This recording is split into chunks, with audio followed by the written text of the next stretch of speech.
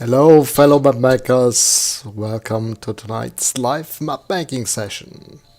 I hope you're hearing the bells in the background. The church is going on again, as it is fitting for our map making session. I hope you're all doing fine and enjoying the rest of the winter. It's just today it's got fairly warm here, and I was a bit afraid my hay fever may cut in with pollen taking a ride, but fortunately it proved to be far less bad than I feared, and I'm doing good, ready to do another map, talk for an hour and show you what we can do with this month's Cartographer's annual issue. Thanks to Sue, we've got another great battle map style or floor plan style for wintry scenes and fitting to the outside, well, not quite here, but in enough parts of the world. We'll do a little snow map. If you have any questions during the session, as usual, put them in the chat. I can see there's lots of knowledgeable people around who can help you out, and I'll try to answer any questions and show stuff on screen if I can.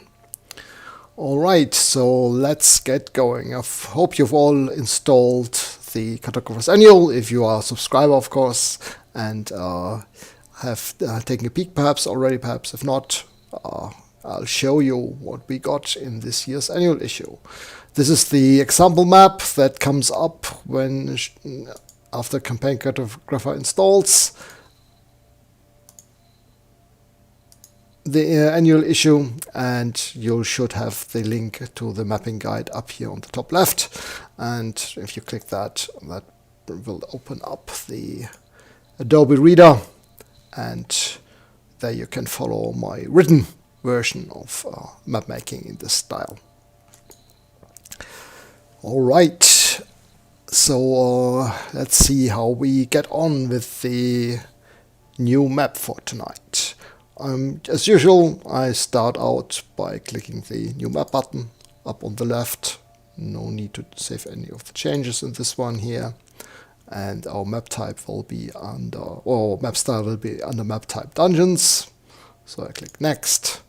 And then right at the bottom, we've got the winter trail in the metric and the imperial version. Click next. And then I can set the size of my map. I'll make a fairly small one as usual, so we can perhaps finish something. And I'll go with 160 by 120 feet, just a small area.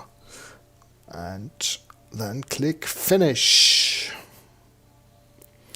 And then I'm going to go to my videos folder,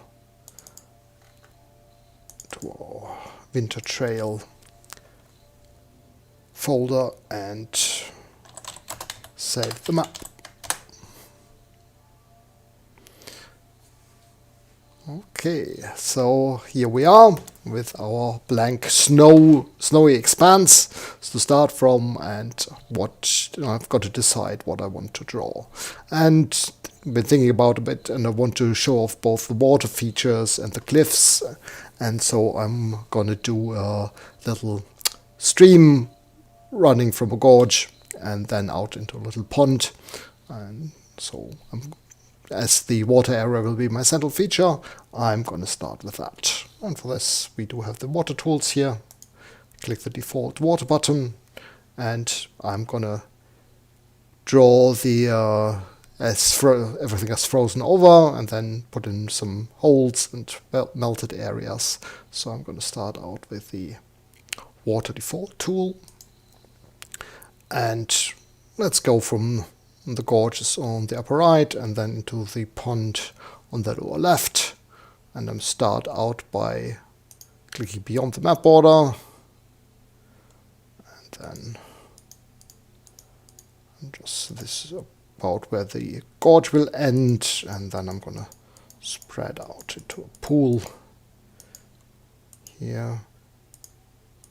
A little bit beyond the border, so our sheet effects are not visible in this area, and then I'm gonna draw the stream up here. And here comes the cat, saying hello to everybody. Hi, Asa. Come on. That's the tail going past, as usual. And here's my water, all together with the shallower edge around the sides. As you can see, if we do a little info on these, the tool sets up 2 polygons, one on the ice deep water sheet, and then if I scroll down, one on the ice shallow waters, and the shallow water has a edge fade effect that blends it out. You see the deeper water or the clearer ice in the middle, and then the more frosted over ice at the edges.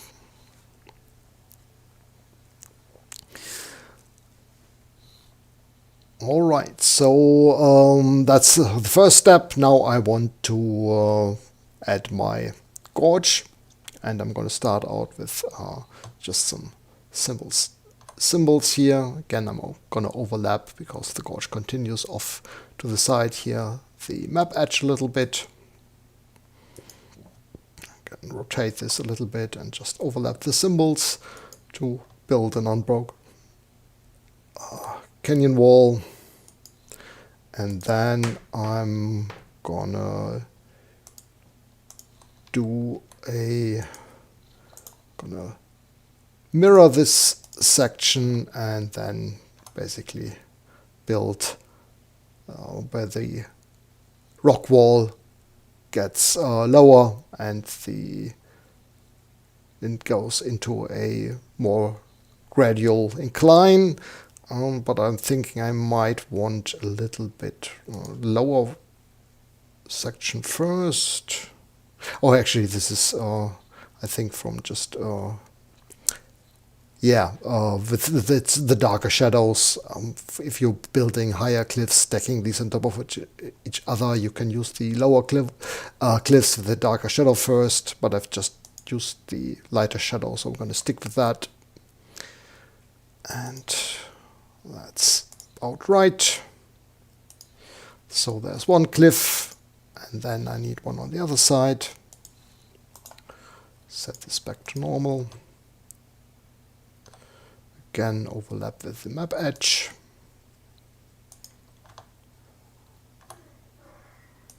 Go a bit closer to the river here. There we go. Do I want to?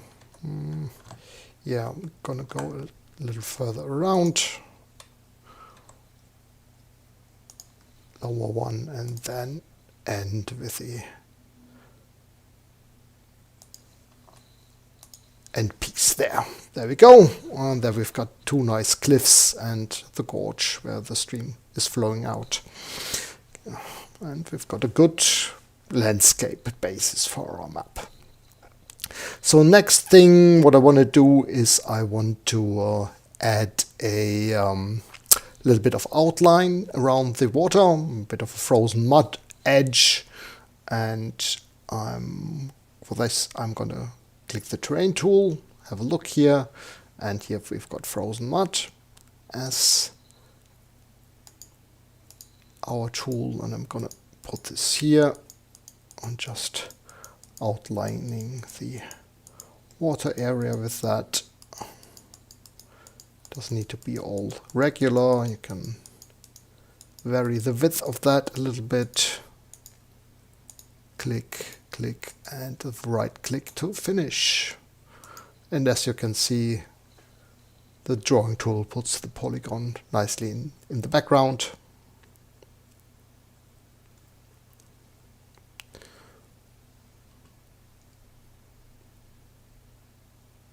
Okay, just see that there seems to be some error in the metric version of the map. Oh, I will double check that tomorrow and see whether anything is missing from the other template. It's a bit strange because it's just based on this one, but anyway, I'll give it a look. All right, there might be perhaps if I missed some effect setting for the edge fade in the metric style, that the values mismatch, that the edge fade is too wide and you basically don't see any of the outer fill area. So you might want to double check the effect settings in for the shallow water ice in the Sheets and Effects dialog. Alright, back to mapping here. And so what want to do? I think I do need a little bit of rocks and stuff in the gorge. So let's have a look. The default catalog that loads with the style has all the symbols that come with it. You can of course use other symbols from Sue's last year's style or for Dungeon Designer, but and you can also, if you're looking for something specific and don't want so many symbols in the catalog window, you can click on the icons here and it will load up just selections. This, for example, is the base selection, and this also has the rock symbols here. So let's grab those. Let's grab some snowy rocks and litter the river edge with that a little bit. We can also put some in the water, see how that looks.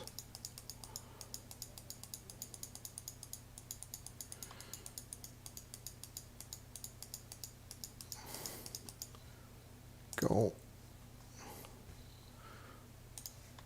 Actually, I should probably be a little bit more careful and not overlap this symbol so much with the cliff face, or we could create another sheet and put these rocks underneath, but that's also not quite right. So what I'm gonna do is I'm gonna move these a little bit that I've put a little too far inside the cliff, but I do not want to select the cliff face and not the mud, which I selected with the rest. Then I press D for do it and just move these symbols up that direction a little bit. Same here. We go. Grab a few more rocks. Not so happy about the rocks here in the water. Doesn't quite fit the ice directly here, so I'm just going to remove these for now. I could set up a little bit of different sheet with different effects to make them look better, but for now I'm just going to want to use the prepared sheets. Can use some boulders for some bigger stones. We might even want to put them on a, not on the symbols low sheet, but on symbols, so they are above the other, the big smaller stones, and cast a longer shadow.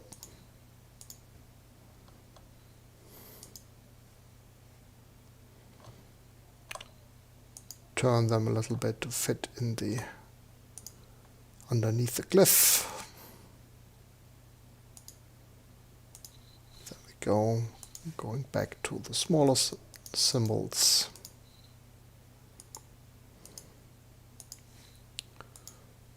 There we are. Alright, I'm happy with that. And next up I want to build a bridge across my gorge here.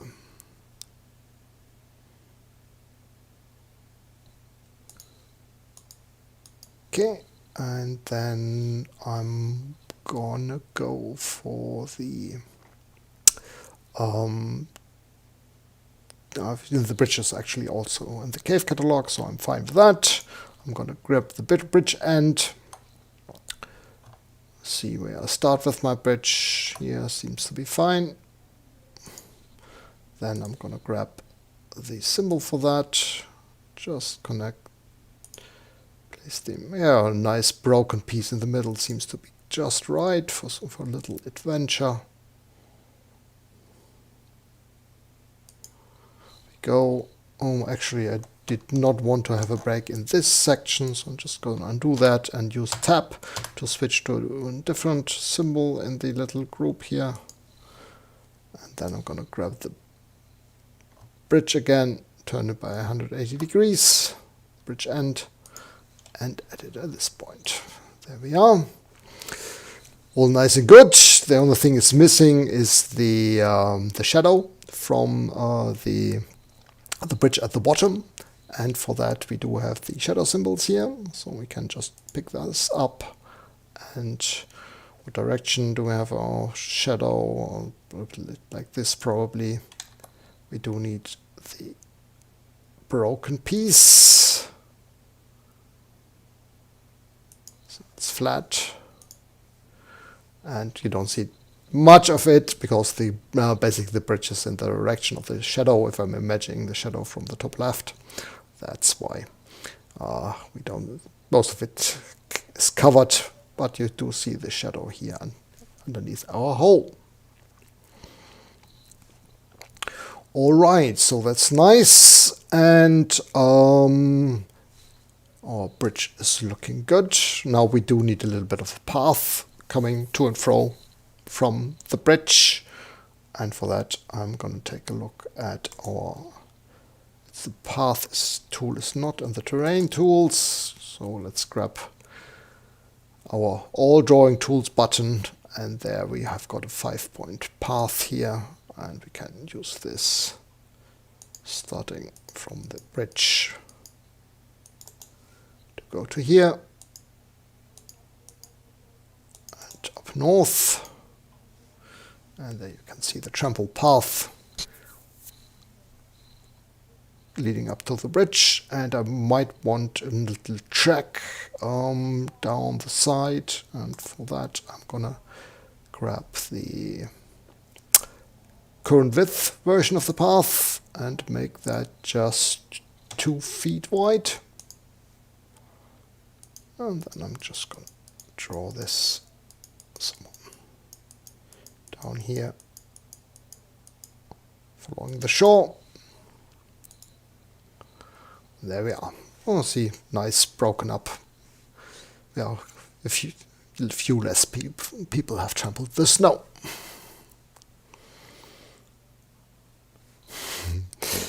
Good. Yes.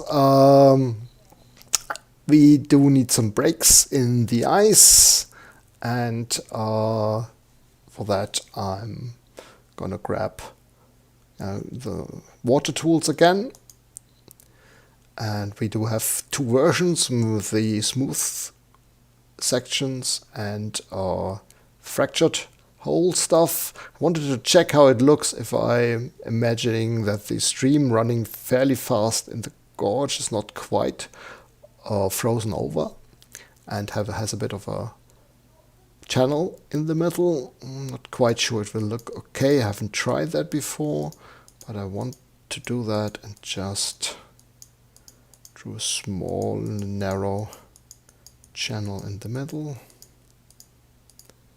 I've only used the fractured hole in my other example map, so let's have a look how this looks.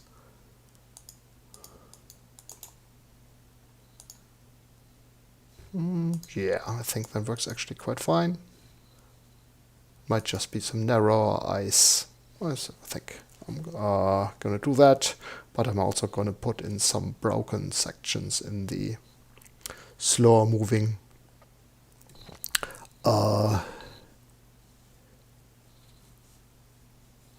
lake area, pool area. So that's just because the drawing tools create a very nice look, and I want to showcase that. So I'm going to put in a broken section here and a little bit off the edge. Refresh, and there you've got the. Let's see how that looks if I overlap that with the melted section a little bit. Does that look okay? No, that's not really good because the edge between those doesn't really work. Thinking I might want to actually change that also into the broken pieces because the ice would break off in the section where it's always still where the water is running, and it will create jagged edges.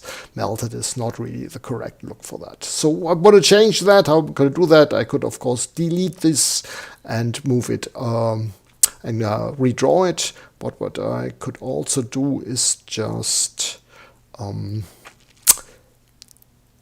put it on the other sheet, or use change like draw tool. So I'm going to use right click the change properties button, use change like draw tool, right click, look for my water tool, the fracture tool, select my entity, press D for do it, refresh. No, that did not work. Did I hit the correct tool? That looks wrong. That does not look like the fractured tool. Let's try again. Did I hit the wrong button? Fracture. Refresh. No. Okay. Probably the tools are too different in setups, so that does not work. Let's have a quick look whether this is multiple entities or several. No, probably should as only one entity. So what we can do is we can use change or extract properties from our hole here.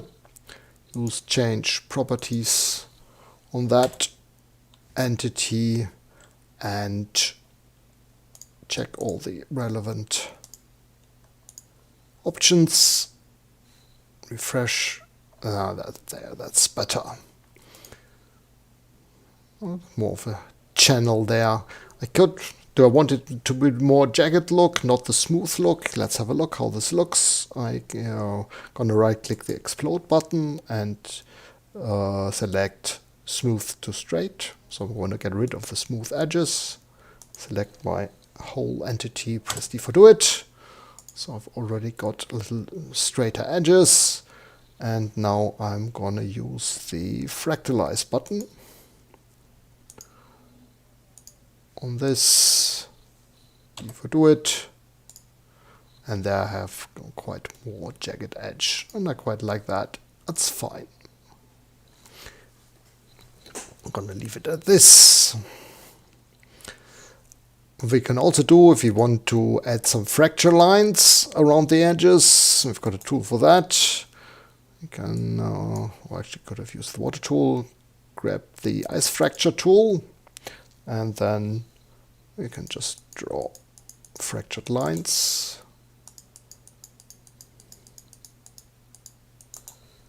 Refresh to see the effects working in that. Connect these together to create the impression of some fairly strongly fractured ice. It's about to break further. Beware of ice breaking. Here we go. Use the on modifier or the endpoint modifier to connect these together.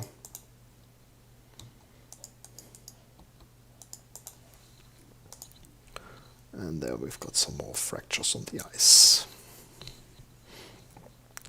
Very good. So next up I want to add a few footsteps along the on the path here, and you'll probably not see much of them on the tracks, but let's have a look here and click the drawing tool button, the human tracks. For this we're just gonna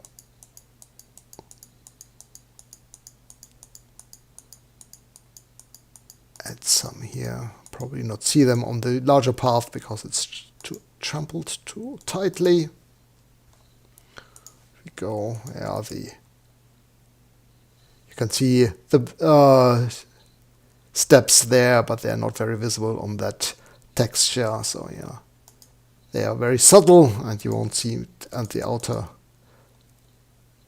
zoom out. If you zoom out too far, but here you can see that there's tracks going along the path. If you wanted to add more, or they would be more visible on the plain white background. So what I'm gonna do is I'm gonna grab the beast tracks and say there's something come up here along the cliff, cross the path here and gone off on the other side. Oh, I thought I had chosen the beast tracks. I think there might be a mistake in the tool, because this should actually be the... Let's have a quick look into the... Or did I choose the human tracks? I can't remember now. I might have chosen the human tracks. Let's have another go. Did I make a mistake, or do I have a mistake in the tool? We'll have a look here. No, there's actually an error in the tool. Let's have a quick look. If I go into the tool here, in advanced button, drawing tools, choose the beast tracks, and look at the macro. Yes. There's the wrong symbol along setting that's been being loaded. So I think it's just called beast walking, but I'll have a quick look. Save. Quick test. Yes, that looks much better. Alright, so there's something to fix in the download. It's gonna go up tomorrow with a new version with the fix. When I also have had a chance to look at the metric template, if there's anything wrong with it. Also, here's my beast track. And then I do want to add a little nasty encounter here at the edge of the bridge. Probably the human from the other side just crossed the bridge and ran into this beast. I'm going to add a little bit of extra paths symbols, or I can also load the beast catalog, skirmish catalog here, beast prints, and just put down some prints, and then a bit of blood on the snow. And this is actually obviously going on underneath the path. Yes, there. And what I'm going to do to change this, for this I could of course create another symbol sheet, but what I'm going to do here is I'm just going to move the path above symbol tracks in the list, and then my blood is more clearly visible. Yes, the tentacle tricks. Unfortunately, I haven't grabbed the tentacle symbols from Sue's little extra for Remy's session last week. So otherwise, I could add a few nice tentacles to this in the eyes, but I don't have them right here. So unfortunately, no tentacles to this session. But what we're gonna do, we're gonna add a little a body here. And for that, I'm gonna go to the Dungeon Designer catalog symbols. These are obviously not in this one here. Below the debris, we've got the ruins here for this style, but I want to go into the Dungeon Designer 3 symbols. For that, I'm gonna load up the catalog manually. Oh, there's the DD3 stuff. Symbols are in DD3 color. And then we'll take a look at the debris catalog, and we do have a corpse here. And I want to add this at the end of the bridge for this unfortunate encounter. And this should also probably go to the symbols low sheet. Symbols flat, symbols low. There we are. That way you can load the catalogs from a different add-on or symbol set, and we can just go back to our runes here. So we've got the track and the unfortunate incident scene. And now I want to add a little bit of ruin So I'm gonna grab the ruined tower here. So where do I want that? Up on this side. No, I'm gonna go with that here, a little off to the side. There we go, and then just add some rubble around this.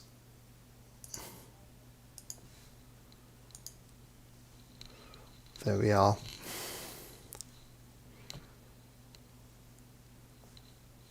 So we've got a little bit of a edge of a ruin here.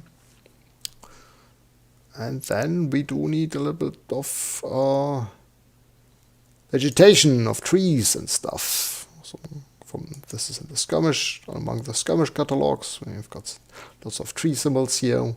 Basically you have two versions. One Sue very nicely made one frosted version with less white, less heavy snow on the trees, and one with more heavy snow on the trees. So I think I'm gonna go with the snow ones here for this map.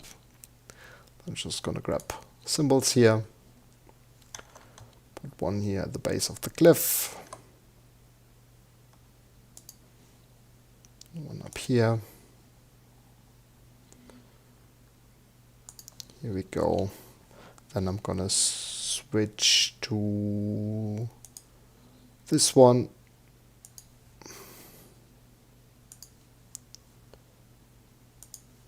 And then I'm gonna grab some of the pines. Smaller ones.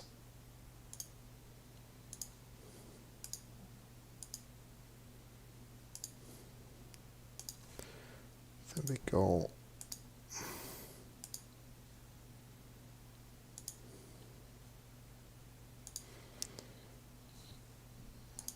Smaller one at the. You can always cycle through the selection of available symbols with the tab key.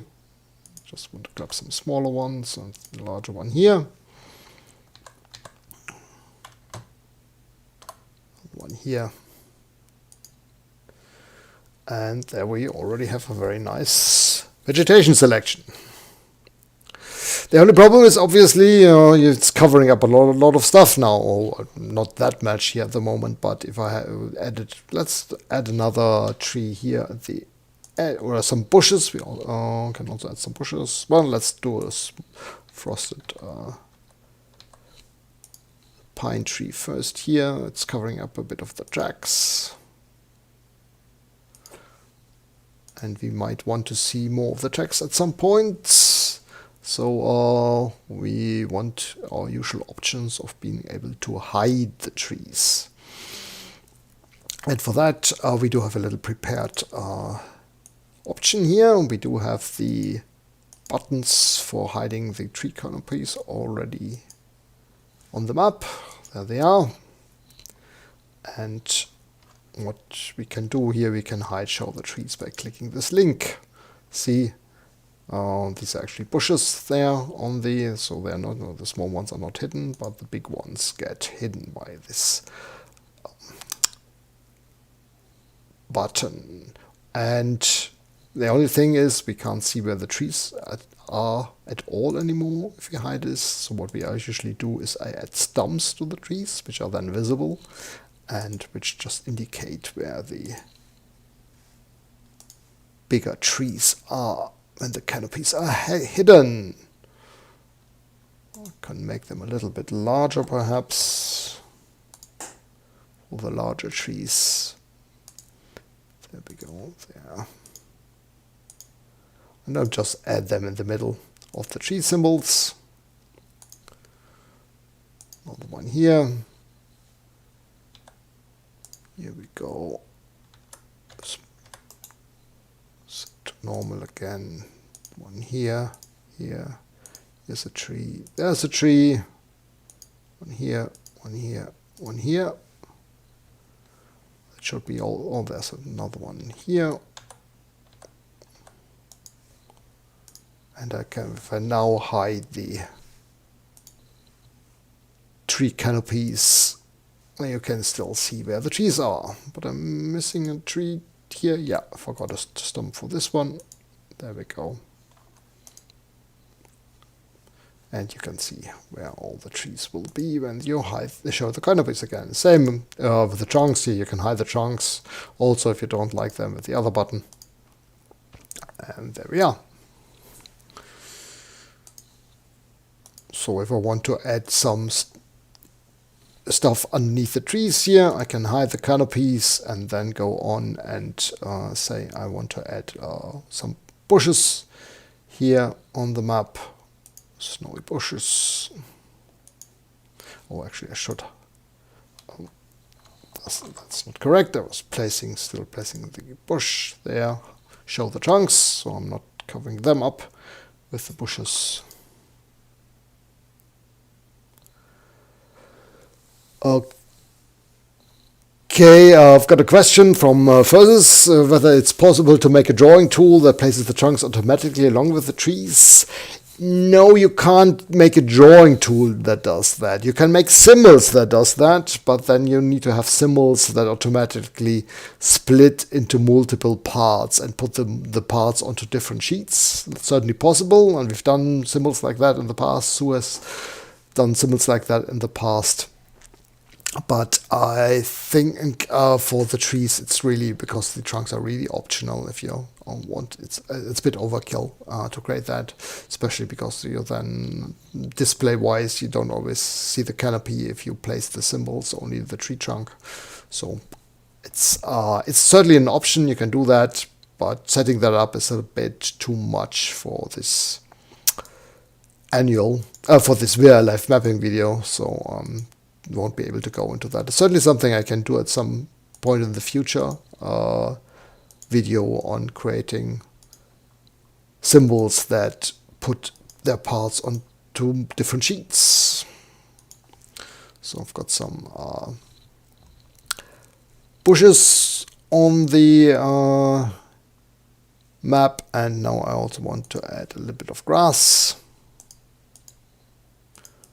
along the lake edge and the stream edge.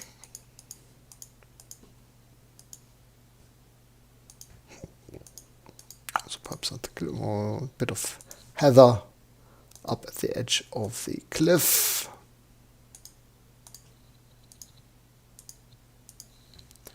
Go see, and most of that will be hidden if you show the tree canopies again.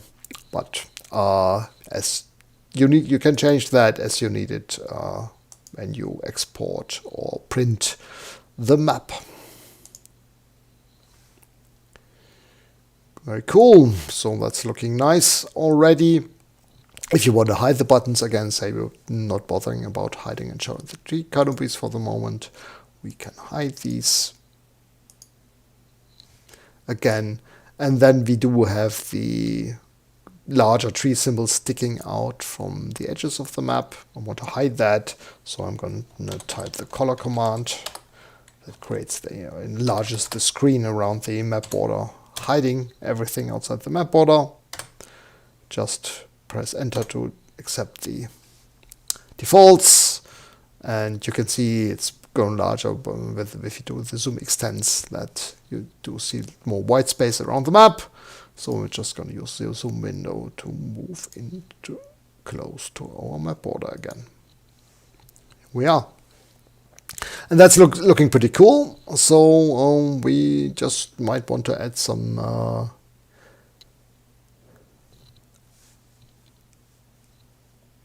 text or a grid. Let's start with the grid. We might want a little bit of a grid here on the map.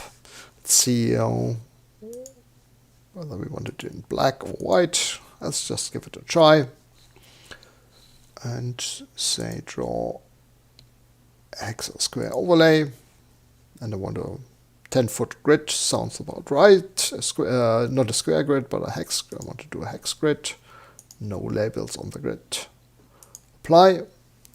There's my hex grid, and the hides that fairly well. See, you've just got a high transparency on that.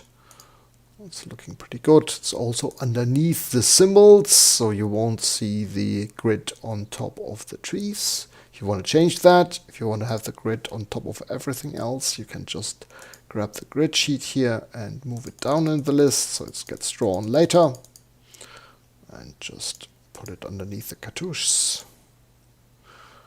And then you do have the grid outlines here on the on top of the trees as well.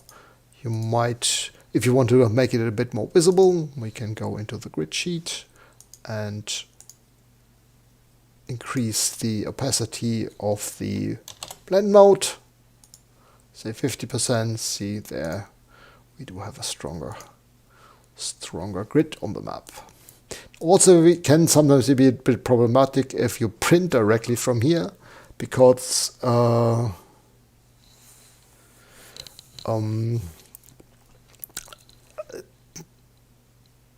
it is a very narrow line, a zero width line on the grid, and that can sometimes be a bit hard to see on a print, because the printer has a very high, much higher resolution, and it still tries to make it the line as narrow as possible. So what it can do is we can make this a little bit of a wide line. So for that, we're gonna use change properties, grab our grid, do it, and make it a very, say, let's try 0.1 line width, but the fill style needs to be solid then, otherwise we get two lines. Solid. Okay, and that way we do have a wider line, and this will be much more visible on the printout. And if you want to have a version of the map without the grid, you can of course, as always, just hide the grid sheet. We had another question. Will then ask whether screen extends above the buttons. Let's have a quick look how this looks here. If I show the buttons again, and to see the screen entity, you can always change the window color. You can see, because the buttons are below the screen sheet, they are not taken into account, or it might because of the layer they are on. Let's have a quick look. No, they're on the standard layer.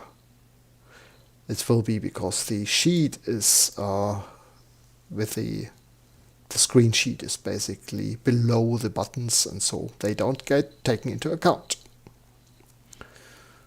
And let's, oops, no, I did not want to move the origin. I wanted to set the window color back to white and hide my buttons again. Oh, where I see the cliff shadows sheet, something else I would want to add is a little bit of a shadow to the cliff. So,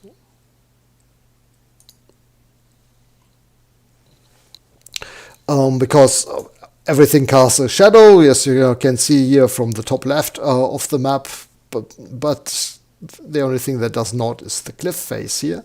And cliffs are always a bit difficult because we don't want these symbols to cast a shadow. We can't put them put the shadows on the cliff sheet automatically, so we need to draw these in by hand. And for that, I'm just going to grab the drawing tools, and there's a cliff shadow drawing tool on the terrain, and then you can just draw this along the southern face of the cliff face. Draw it as large as you want it to be, and do a refresh, and then we'll do have a little bit of a shadow effect here on the cliff. The only thing I'm seeing is the cliff shadow is above the bridge. Don't think it should be there. So symbols cliff, move this up, the shadow. It's a bit tricky because we want the shadow basically to be above other symbols, so it just would need to be underneath the bridge symbols. Let's have a look where those are located, whether we can set this up. Symbols flat, and the bridge is on symbols low. It's a bit of a problem because we've got different symbols on the same sheet there. Basically our symbols low or stones down there. And there you can see the shadow is not on these symbols. Yeah, for that we will need to put the bridge on its own sheet. We're just going to do this while we're at it. I'm going to move this down again. Active shadows. And now we're going to grab the bridge, move to sheet. It's going to be a bit tricky. Let's have a look. Combine notch, the cliff, this cliff, not this cliff.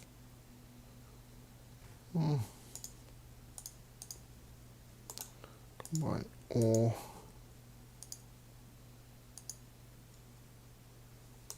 But not the rock here. Still, do I have that symbol? Let's have a quick look.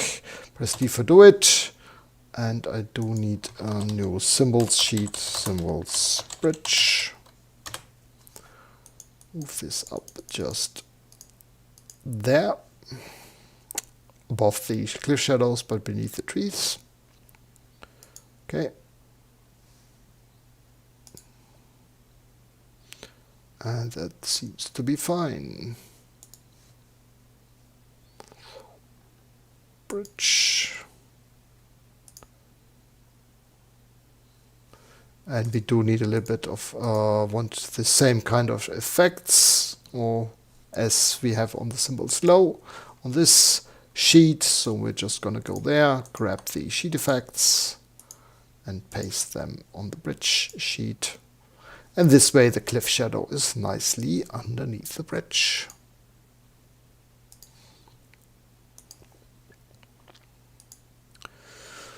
Alright, now we can add a little bit of text to the map if we want to. Let's have a quick look. Text on here is going to be a bright color. Let's make it a nice frosty pale blue. Put it on the text labels sheet. And layer, a sheet will be selected automatically if we put in text. So let's call this the ambush site, where our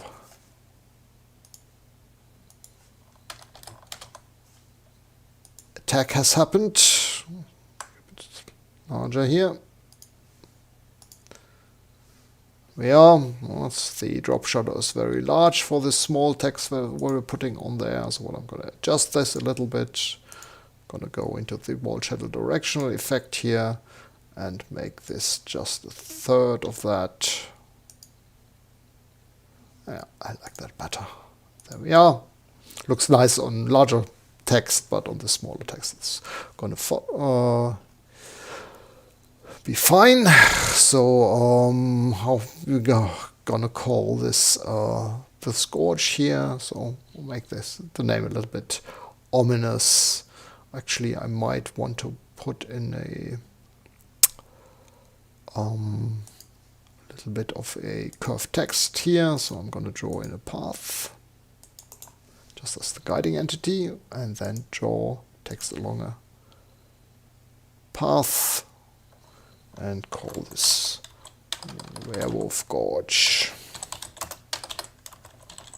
Not being subtle here. Okay. And this is perhaps a bit too small, the text. So what we can do, we can always change that after the fact. Change text properties, prior, D for do it. And let's make that 4.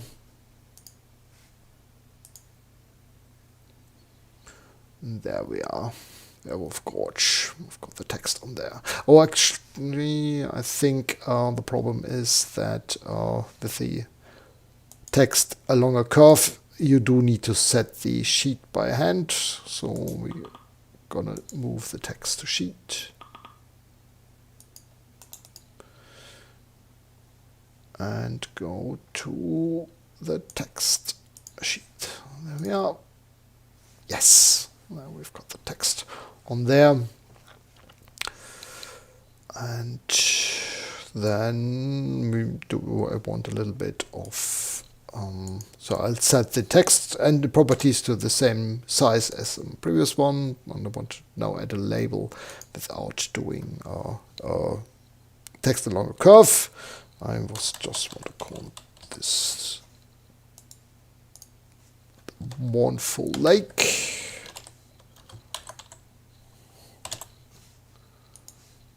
There we are.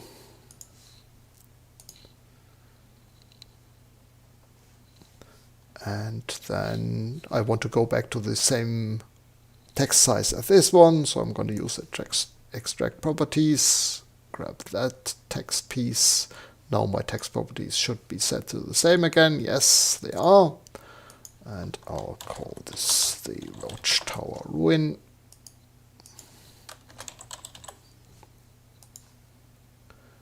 Down here.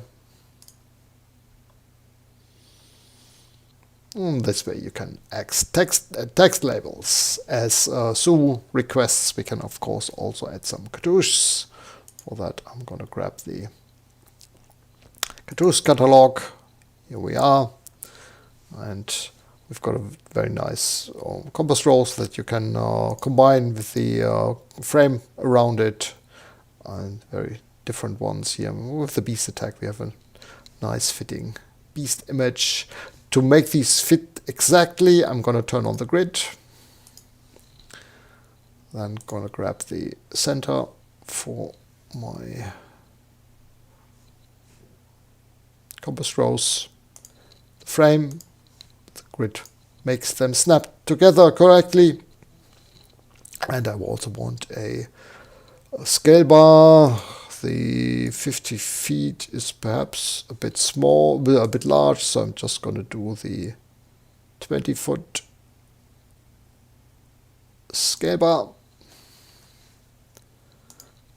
Doesn't come with this one. Doesn't come with any predefined text. This way I can add my own. I can also, if I choose the internal ones, this is not visible because it's a white text on that. Again, if we choose a different window color, and you'll see that this has text. But I do want add my own text in this case, so I'm gonna change my window color back to 15, and I'm going to use the large text size for the north letter. There we go. And then the small text size. So just being a bit consistent helps in the map. If you don't use text sizes all over the map or different ones, instead choose a few steps, 3-4 steps or so for different types of labels, and that will make the whole map look a little bit more consistent. Now I'm just gonna put 20 feet on that. I can just put it here, and then I'm gonna change text properties. This is basically a little bit too close to the compass rose for my taste, but I don't want it aligned correctly in the center. So what I'm going to do, I can adjust my text placement a little bit. So what I'm going to do again, change properties, change text properties, select my text, press D for do it, and then instead of below, oh, actually below center is exactly what I want. Now, okay, it's already a little bit off from the center here, so What I'm going to do instead is I'm going to turn off grid snap and just use the auto function to move the text a little bit. This way, just move it. No, doesn't this not visual? Go to snap auto. That's strange. Why doesn't the auto function work correctly? Move. It should only allow me to place the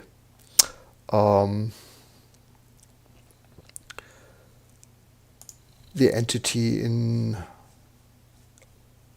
90-degree directions from the original. But it's free placement here.